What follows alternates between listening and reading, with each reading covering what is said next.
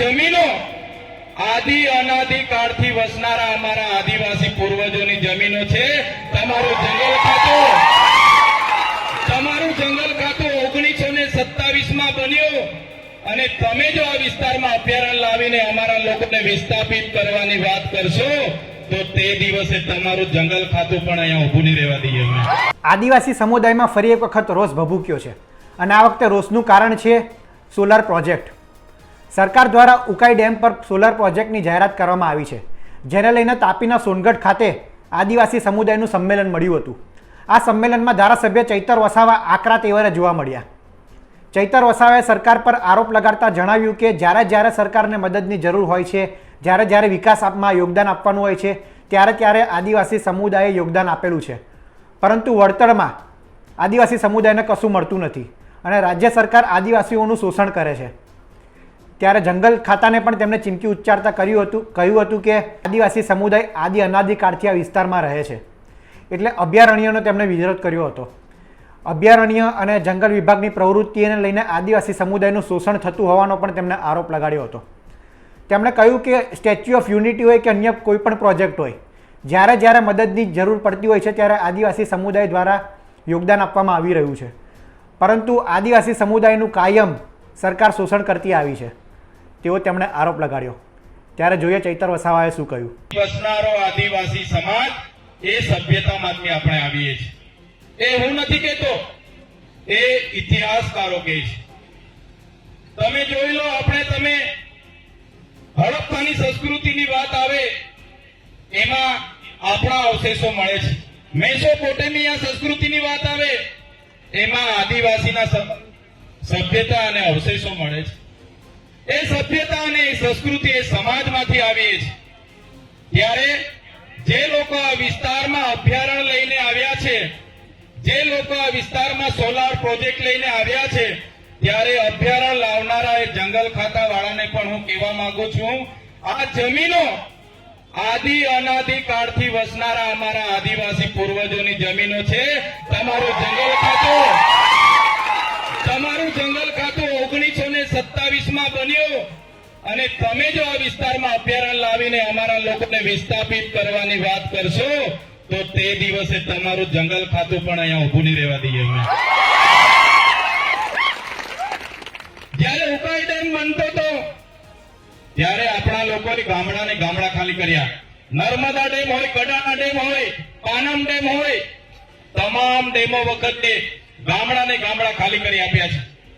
Road આવે, highway આવે, સરકારી આવાસો આવે, નવી પરિયોજના આવે, એક કાકરાપાડ હોય, સ્ટેચ્યુ ઓફ યુનિટી હોય, જ્યાં પણ સરકારને જરૂર પડી છે, જ્યાં પણ દેશના વિકાસ માટે આદિવાસીનો ભોગ લેવામાં આવ્યો છે, આદિવાસીએ પોતાનો ભોગ આપ્યો છે.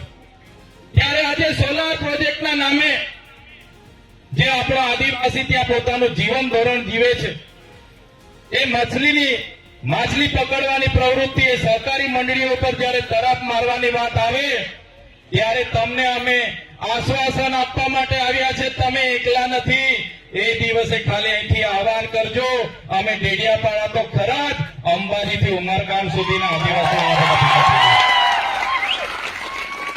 ક્યાં સુધી વિસ્થાપિત થશો? આજે પૂરા દેશમાં 1,40,00,000 આદિવાસીઓ આજે ભટકે છે. જુદા પ્રોજેક્ટોના નામે આજે 1,40,00,000 લોકોને પોતાના ગામ, પોતાના સમાજ, પોતાના સંસ્કૃતિથી છીન ભીન થઈ જવું પડી છે. આજે આપણા વિકાસની વાત આવે ત્યારે આ સરકાર, મૂંગી સરકાર સાંભળતી નથી, પણ આદિવાસીઓના ભોગે ઉદ્યોગપતિઓના વિકાસમાં સરકાર માને છે.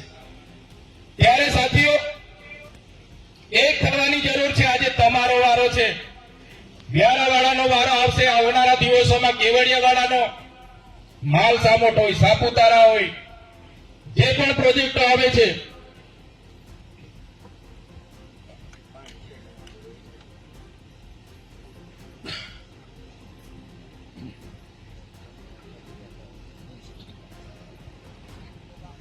કહેવાનો મતલબ દેશમાં આજે આપણે 8% છે, ગુજરાતમાં આપણે આજે 15% છે.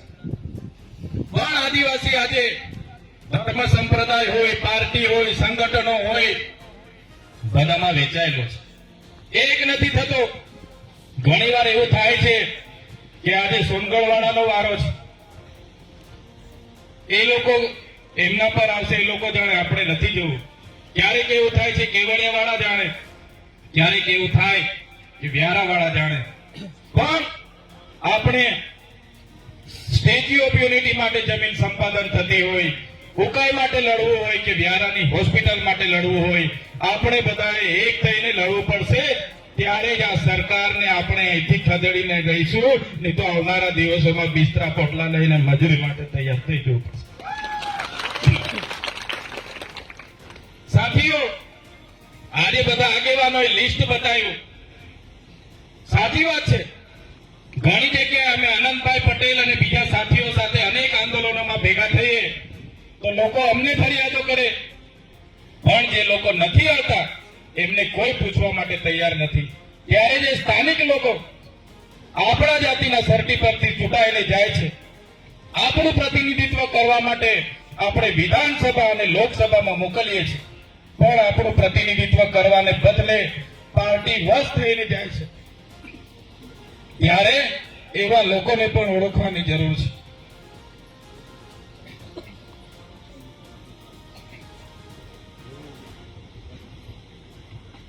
રાતે ગાંધીનગર થી મોડા આવ્યા છે એટલે ઉજાગરાના લીધે થોડું ઘોડું બેસી ગયું છે. કાલે વ્યારાનું આમંત્રણ હતું.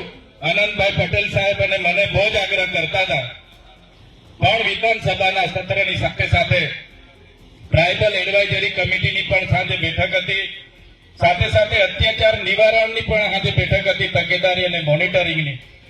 એટલે મોડા ગયા, એટલે થોડા ગળામાં પણ પ્રોબ્લેમ છે, મને માફ કરજો. પણ અમે તમારી સાથે છે. તમે જ્યાં પણ આહવાન કરશો ત્યાં અમે અમારી પૂરી સેના સાથે તમારી સાથે આવેલું કરીશું. ક્યાં સુધી આઝાદીના અમૃત મહોત્સવ એક બાજુ થાય છે, એક બાજુ આપણે શિક્ષણ માટે લડીએ, પીવાના પાણી માટે લડીએ, રસ્તા માટે લડીએ. એ લોકોના દિવસે ને દિવસે વિકાસ થતો છે અને આદિવાસી દિવસે ને દિવસે આજે બેઘર થતો જાય છે. એટલે વધારે વિશેષ નથી કહેતો, પણ અમે તમારી સાથે છે. જ્યાં પણ જરૂર પડશે આદિવાસી સમાજ યાદ કરશે. અમે પક્ષ પાર્ટી ભૂલીને પણ આદિવાસી સમાજ માટે લડતા રહીશું અને આવનારા દિવસોમાં લડીશું.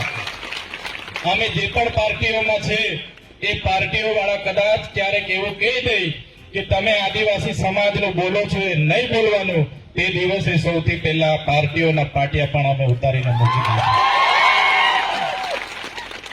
સમાજ એ સર્વોપરી છે.